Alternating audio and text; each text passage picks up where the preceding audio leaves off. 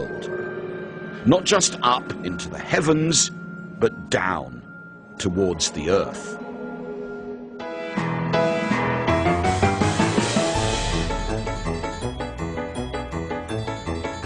London in the 1660s was booming. It was the commercial headquarters of the world. Here and now was the birthplace of capitalism. As the British Empire was expanding through trade, scholars were also exploring new worlds. It was fashionable to be curious, and no one was more curious than Robert Hooke. He was the engineer who designed London's streets after the Great Fire of 1666, and the man who would lead the next revolution in light. The brilliant, if slightly warped, Hooke was constantly experimenting, often on himself. I have drunk lead, which somewhat benumbed my head. To cure vertigo, I let my blood 7 ounces. The vertigo continued, but upon snuffing ginger, I was much relieved by blowing out my nose a lump of thick jelly. And to treat the stomach, I have experimented with volatile spirit of wormwood, which made me very sick and disturbed me all the night and purged me in the morning. This is certainly a great discovery in physics.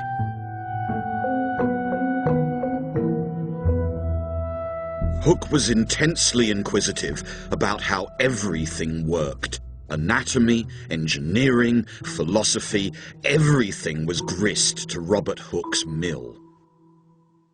Hooke's greatest passion was light, and he had exactly the right tools and skills to make the most of this passion, because Hooke was also a master of glassworking. He had really skilled allies in the London glass trades, and these men were capable of making the very finest lenses. But Hooke's genius was to turn the same techniques which had worked in telescopic astronomy towards designing microscopes, because the same principle of magnification would work not just on the very large and distant, but on the very small. What Hooke saw through the lenses of his microscope was an absolute revelation.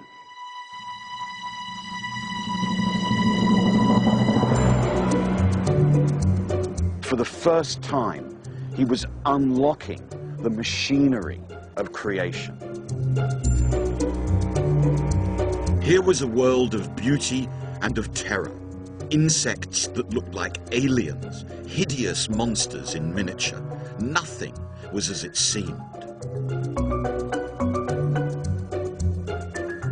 Hooke recorded every minute detail with exquisite drawings.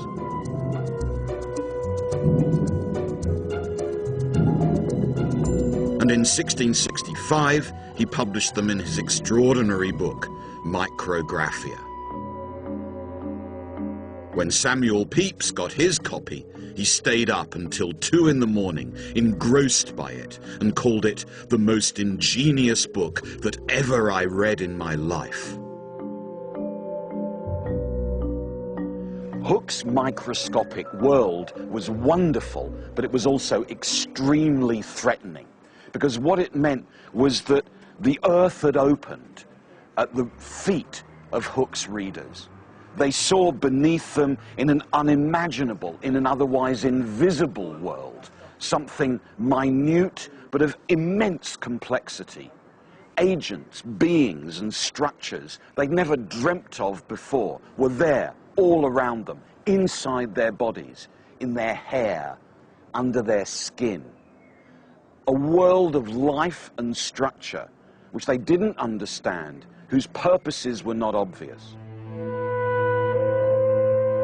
After these great successes, Robert Hooke eventually died of the damage caused to his body by his obsessive self-experimenting. And his legacy was also disturbing. People were troubled by the micro-world Hooke unveiled, because they no longer seemed unique or special. They began to question whether they'd been chosen by God and whether there was a God at all.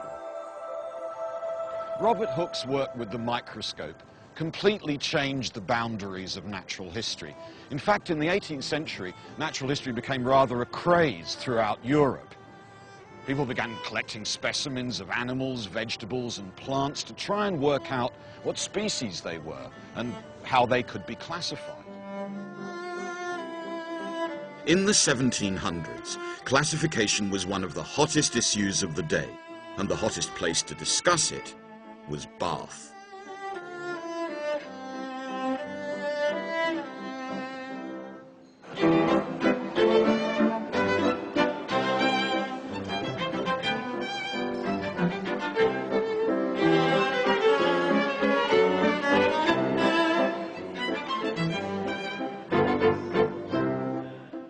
Bath was the Las Vegas of the 18th century. It was rich, it was a boom town, it was slightly seedy. Not only did the ill come here, but the intellectuals as well. They gossiped in the coffee houses and around the spa. They shared ideas about life, the universe, and everything. Among the clever gents was William Herschel, a musician from Germany who came to Bath to play here. Herschel would transform the understanding of light more dramatically than anyone before him. As he mixed with Bath's philosophers and savants, he rapidly got drawn into the classification debate.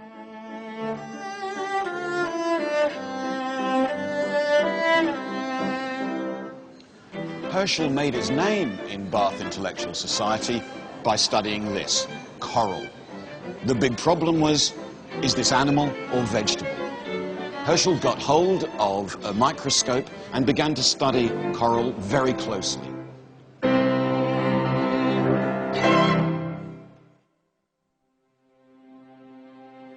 Herschel applied light and lenses to the problem. And what he saw were thin cell walls. This could mean only one thing.